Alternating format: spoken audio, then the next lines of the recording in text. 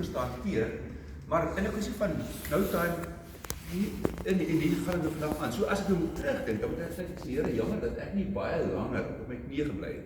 En jammer dat ek nie baie meer erkenning gegee het vir wat gebeur het. En jammer dat ek, en hier is my seun vandag, en hy is vir my 'n absolute, op geestelike vlak is hy is my ver voor vir 'n stader, en twee is hy is vir my 'n geweldige inspirasie op geestelike vlak. So van 'n vinnig plaas verkoop na 'n kind wat my 27 jaar later net op sy vleeg is, en alles.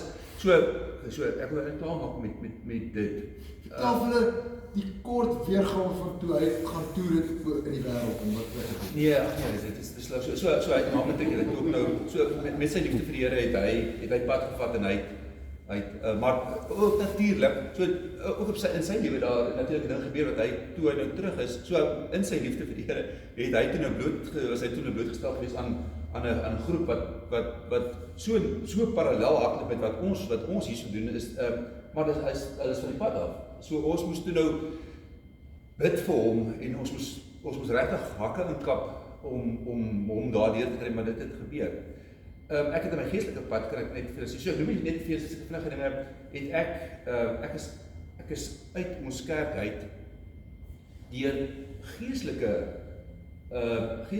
weerstand, ek was blootgestel gewees aan ek was op stadium hoofdiaken gewees by ons kerk en ek was ingeroep gewees in panele en was ek ondervra gewees oor kwessies waarvoor ek maar dit is absolute geestelike pad wat ek gestap het en waar ek deur geestelike leiers baie druk geplaas is, so mate dat ek moes 'n call maak en ek moes daar uit met my vrou wat agterbly by konferensie daar. So ek moes in my kop ek ek nou klaar maak met dit, deur te sê dat die Here stap 'n pad met elkeen van ons en 'n mens moet gereeld moet jy stop en moet jy 'n voorraadopname maak van wat moet jou gebeur en hoe moet gebeur, en dan moet jy nie te stadig wees om op jou knie af te stap en sê, Here, ek waardeer U. U genade is vir my genoeg. Ek het genoeg rede om met julle te kom gesels. Ek kan nou op elke van hierdie punte wat ek nou vir julle sê, en daar's hordes van hulle.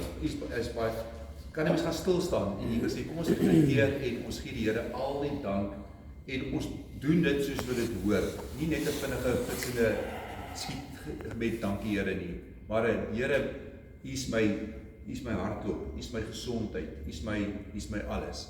En reflekteer terug na hom wat die gewer is van al hierdie goeie gawes. En ek wil glo dat wat in my lewe gebeur tot op hede, gebeur in elkeen van julle se lewens. En is dit nodig dat 'n mens nie te vinnig moet verbyskiet in oomblik en dit mis en vergeet om die eer te gee aan hom van wie dit kom. Okay. So dit is my storie in 'n